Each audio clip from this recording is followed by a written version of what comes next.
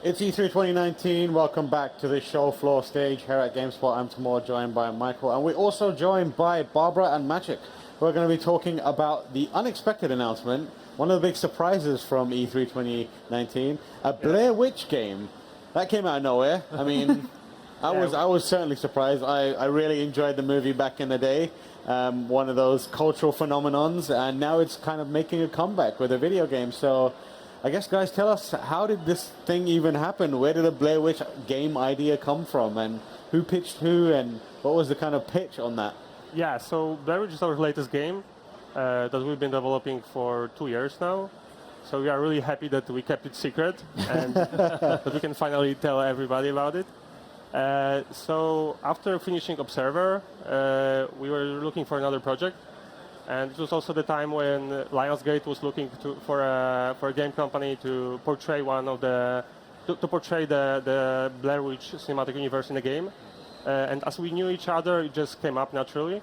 Right. So that's why we do a Blair Witch game.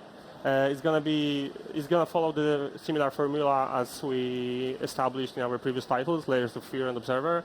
So it will be an FPP story-driven psychological horror. It will happen in the Blair Witch cinematic universe, and you will play as Alice, who is a former policeman.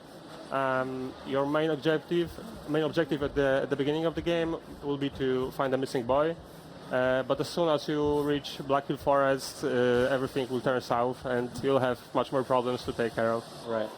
I mean, it's almost kind of a match made in heaven for you guys, right? Blair Witch, just because it makes perfect sense. So, kind of, how do you approach making that game, and also providing something fresh and new that isn't too familiar to what fans of your games may have played? Well, first of all, this is our own take on what can happen in a Black Hills Forest. It's not the recreation of the movie, it's just our own story set in this well-known universe. And it's really exciting to work with such a big IP. It's an amazing chance for us.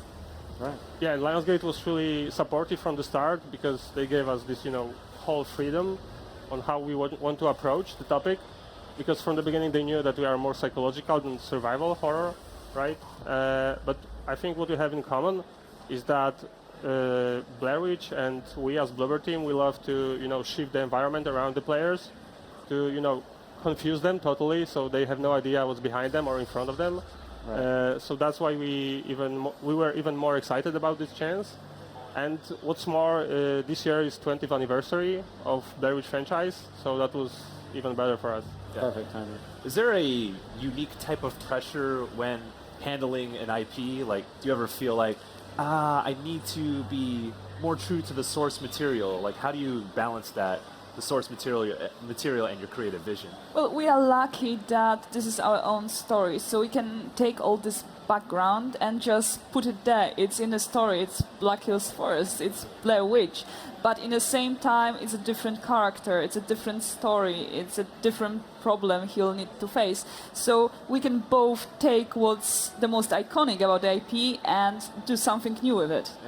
Yeah, and what Lionsgate Studios told us at the start was that whatever we create in Blair Witch game will also become canon for the universe. Oh, wow.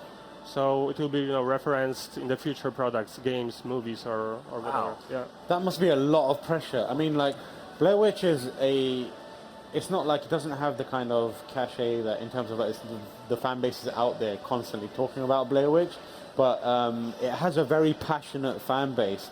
Have you been hearing from them since the announcement, and what has the response been from people who know that universe and love the movies and now like, oh, there's a video game now? Oh, it's been amazing. Like, people on the streets are coming to us. They can't even, sometimes they didn't even hear about the game. It's like, oh, you have Blair Witch t-shirt, that's so cool, I remember the movie. And yeah, the reaction for the trailer was also amazing. Like, people were guessing, well, what is it? And then they saw the logo and it's Blair Witch, yes, finally. That's amazing. So you mentioned briefly about the kind of the boy that you're trying to find. Can you give us a kind of overview of the story, and how much did you look at what the story of the original was compared to what you're doing now? Because the original movie was quite mysterious. It was not clear what was going on a lot of times, and it varied. The lore of it was what kind of unraveled over time. So how have you approached telling a story within a game, but also keeping the mystique of Blair Witch alive? Well, if you played Layers of Fear Observer, Yeah, you probably exactly. know that Yeah. Mystique is our our trademark. Yeah. So it wasn't easy.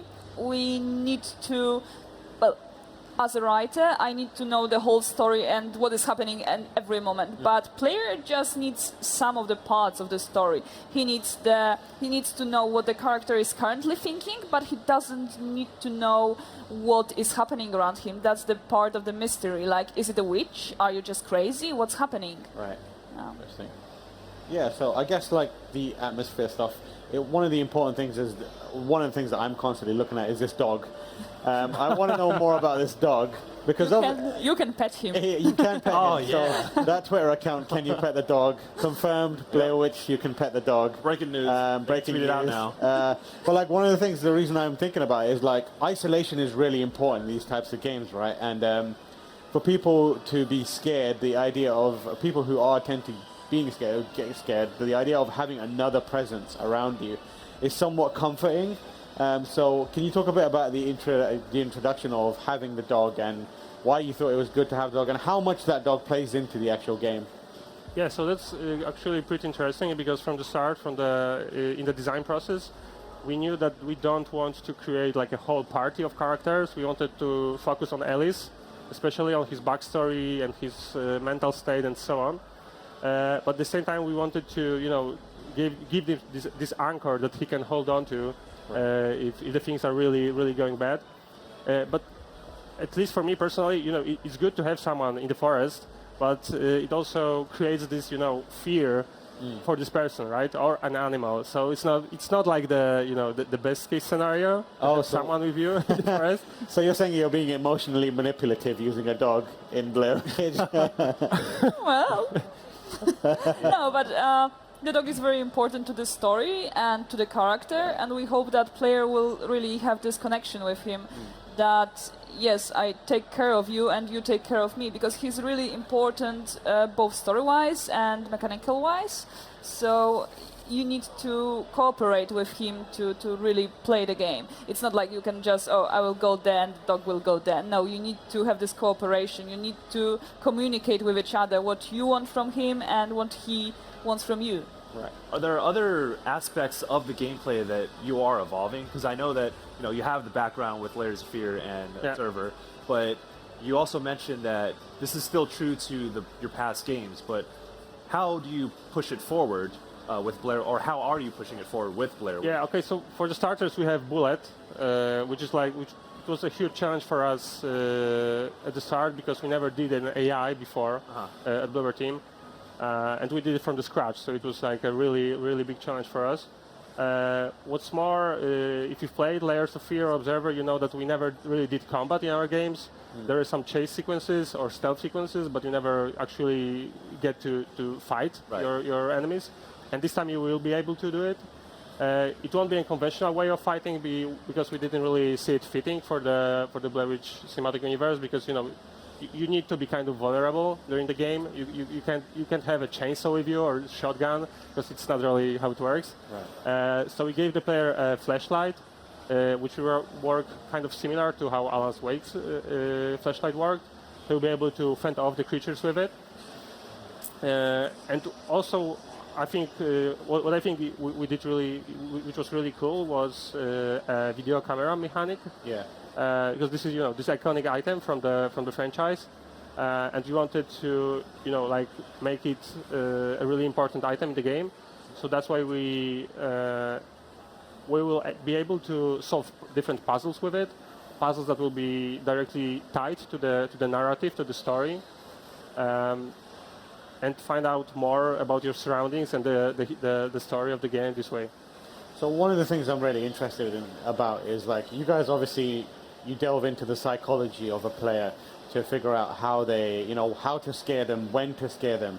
How does that work with the work that you do, Barbara, as a writer? Like, obviously, from a gameplay perspective, you know that, this is, in terms of pacing, we need something to kind of ratchet up the tension.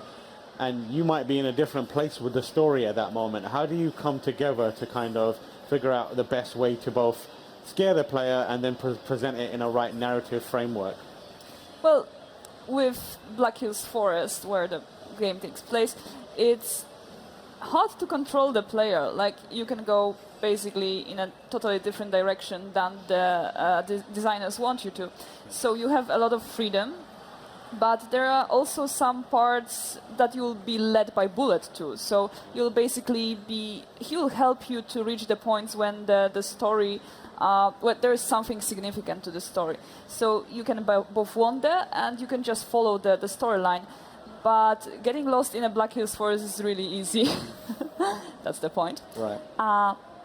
So, yeah, it was a challenge from a writer perspective, because you don't know which things the player will see, and you need to have all those different options. All right, he saw this, then let's play this dialogue. And if he didn't, but he did something else, then let this dialogue. So there's a lot of dialogues in this game. Although if you play just once, you probably won't saw them all. Right. But that's also the replay value. We really put thought into that you want to play this game more than once. Right. So how does that replay value factor into the way that the story is told? Obviously, if you have quite a defined story where something happens, it kind of takes away from the replay value, right? Where maybe you experience things that are slightly different, but does it always feed back into the same ending? Or can it be ending in different ways? We don't reveal that now. Okay. But, well, it's also that once you know the story, you will perceive the story differently when you play the second time. You'll understand more, you will notice more things than when you were playing it for the first time and you really didn't know what to expect. Right, that's interesting. I guess my other question is how far do you want to go with, given that now you know that anything you create goes into the Blair Witch universe, how far do you push the kind of supernatural stuff, and how far do you kind of introduce new characters? Are you worried about what you're doing, or are you just kind of like, we're just going to make whatever works for this game, and then whoever has to deal with the Blair Witch universe next can figure it out? No, we really want to, maybe not stick to the original, but we really want to stick to the atmosphere of the original. So we are careful with what we are adding. We are just adding the things that we believe that will expand the universe in a most natural way. And we are obviously in contact with Lionsgate, and they are very supportive toward us. Like, they are saying, oh, but we knew in our own, like, this is our backstage knowledge that, all right, this works like this, or this works like this. And we are always sticking to what the originals suggested. Although we are creating new things, we want to be very grounded in what was shown in a movie. Out of interest, how do you kind of get the history of and the lore of Blair Witch? Because, you know, you have things like the Harry Potter guys, they can go to anything, they can go to J.K. Rowling.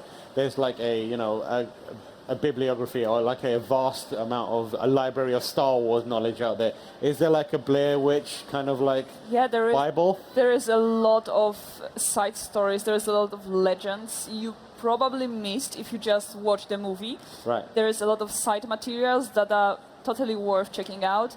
And yeah, there is a lot to work with. Okay, awesome. Well, it sounds really intriguing. I love these supernatural games, and I love, like, you know, your games, so I'm excited to see it all come together with Blair Witch as well. So when will people be able to experience this and play it for themselves? It will be released on August the 13th. Fantastic. So it's like 2.5 months from now. Excellent. Well, best of luck. I'm excited to play it. Great. Thank you so much. That's all the time we have to talk about Blair Witch. But stay tuned. We'll be back very soon for more E3 2019 coverage.